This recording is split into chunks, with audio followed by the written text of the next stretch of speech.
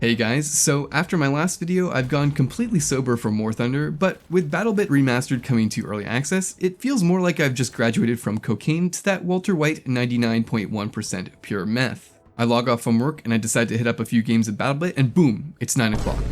When I go to sleep, I dream of getting sick frags, and when I get a moment of silence, my head rings with the screams of my dead comrades.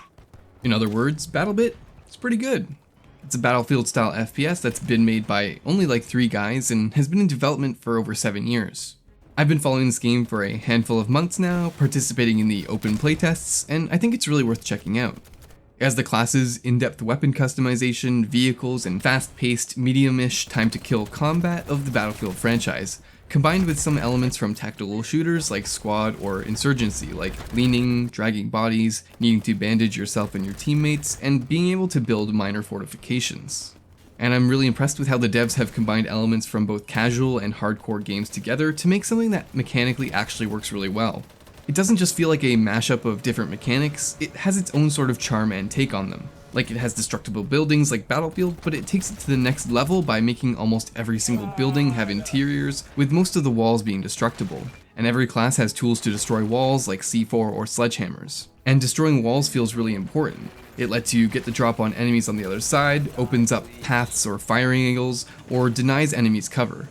In the Battlefield series, I never really felt like destruction was this important to the general gameplay. And you can even cause buildings to completely collapse like in Battlefield 2. So some smaller city maps like Salhan really change throughout the match as they gradually get more destroyed. On top of the more standard Battlefield style shenanigans like putting mines on a drone and flying it into the enemy, Battlebit has its own charms as well. I mean, holy shit, you can hang on a moving helicopter's rappel line and drop down into battle. This is the most Battlefield thing that has never actually been in Battlefield. It's just so epic. It reminds me of doing galaxy drops in PlanetSide 2 with how chaotic it can get. Another cool aspect of the game is the local proximity voice chat, which results in some great moments. Sergeant Quackers, we need to get that man back!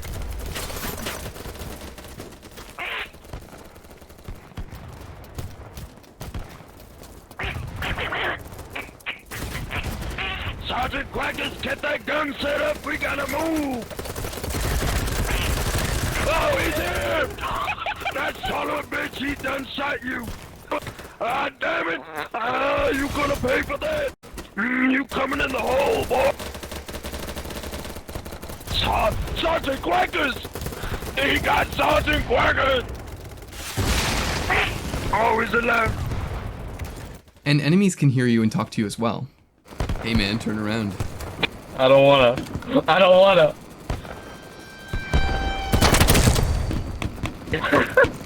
Not many games do this, and it's kinda understandable with how toxic things could get, but surprisingly, I've heard very few gamer words in my time playing. Gotta give props to the people doing the manual moderation here, they're doing a great job at taking out the trash. Overall, I found the voice chat pretty damn wholesome and pretty hilarious at times.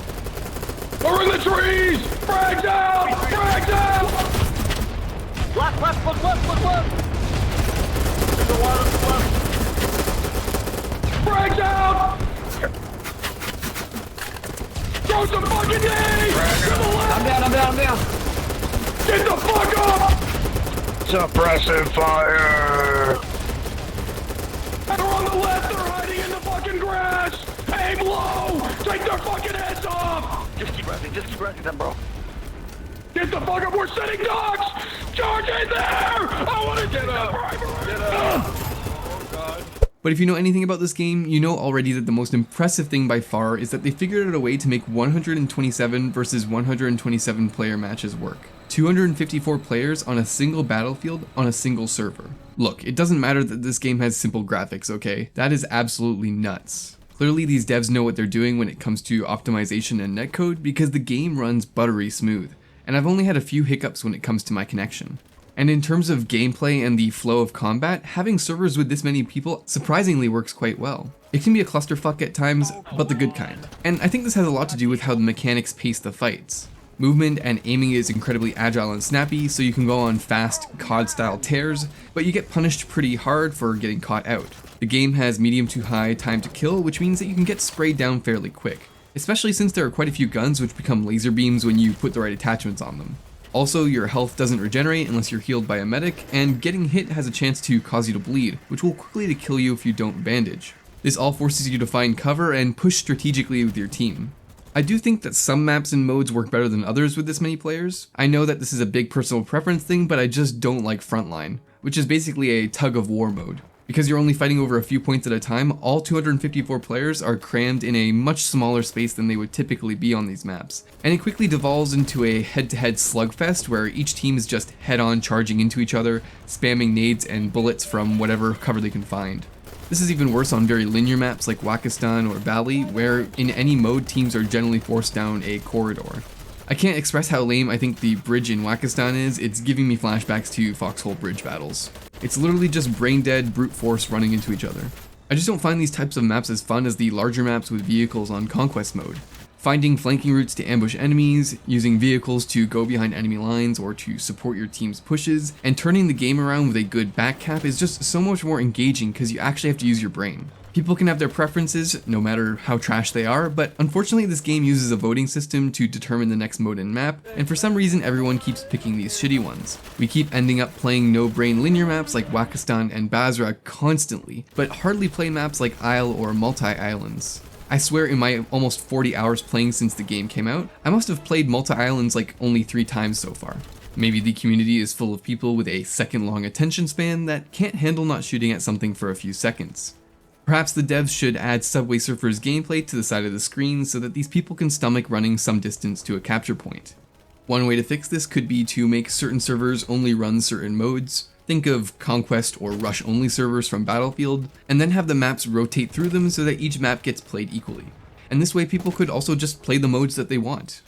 I'm also not a big fan of night modes. It's definitely cool at first, but after a few games it's really lost its novelty for me. Just like other games with night maps, I think it's pretty gimmicky in Battlebit.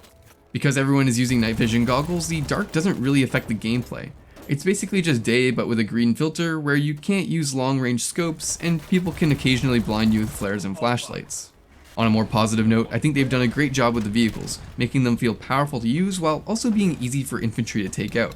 You can get tons of kills with APCs or tanks, but you have to play smart, because a couple engineers with tandem rockets can easily take you out if you just rush the point. They even made transport helicopters a viable support weapon platform without needing a coordinated group of friends in Discord or something, which was always something that bothered me in the Battlefield games. In Battlebit, the miniguns do a fair amount of damage and have wider angles of fire, so both guns can actually hit things directly in front or behind the heli at the same time. This, combined with the voice chat to communicate targets with the strangers in your chopper, and the ability to deploy friendlies with ropes, acting kind of like a mobile spawn platform, makes flying really enjoyable and rewarding. The last thing I want to talk about is the classes. There are 6 in the game: the squad leader, assault, medic, recon, and support. The last 4 of those follow the standard Battlefield archetypes and all have access to the gear that you'd expect them to have. Of the 2 new ones, the assault is focused on attack and traversal. It has access to armor, wall breaching tools like the sledgehammer, the grappling hook, and has buffs to reload speed, weapon swapping, and aim down sight time. The other one, the squad leader class, is in a weird position right now. It can only be used when you're the squad leader, but it doesn't have any unique features. Supposedly in the future they'll be able to call down airstrikes, but as of now there's no reason to use them over any other class. Like most players, I mainly play medic because it supports my aggressive flanking playstyle. Being able to self-heal gets rid of many of the barriers to solo play and means that you can survive indefinitely away from your team as long as you don't get downed, where all other classes would eventually have their health whittled away after a few fights. That, combined with the ability to quickly bring back your teammates to serve as bait, makes the class one of the strongest in the game, and perhaps a little overpowered. This is definitely a hard problem to fix, and one that the Battlefield franchise has struggled with as well. Instead of nerfing the medic, I think it would be best to buff the sustainability of the other classes. Maybe give them access to a once per life heal syringe that can't be resupplied, like the Recon's drone. This would allow the other classes some limited ability to operate away from the team at the expense of a gear slot, while making sure that medics are still needed for healing. Lastly, I think that the support needs more weapons and utility. Restoring ammo is nice, but not really needed all the time, as most people usually die before they run out of ammo, and pretty much every soldier can call in ammo crate drops if they really need them. And the ability to place fortifications instantly is good, but pretty situational. I think it would be good to give them the ability to drop an armor box that could resupply a small amount of armor, as right now there's no way to recover your armor like your helmet once it's shot off in battle. And in terms of weaponry, I think it would be good to give them access to DMRs and or PDWs just so that players have more options. But besides some minor problems, the game is super fun. The gameplay is satisfying and addicting, the vehicles and destruction are great, and the massive battles work really well for the most part. I see a lot of people compare Battlebit to Roblox because of the graphics, but I think a way better comparison is Unturned, another low-poly game that was made by an extremely small team, literally just one guy, which absolutely blew up. Like Unturned, I think that Battlebit has been successful because its gameplay nails what makes its genre fun at the core, but still both introduces new mechanics and has its own personality.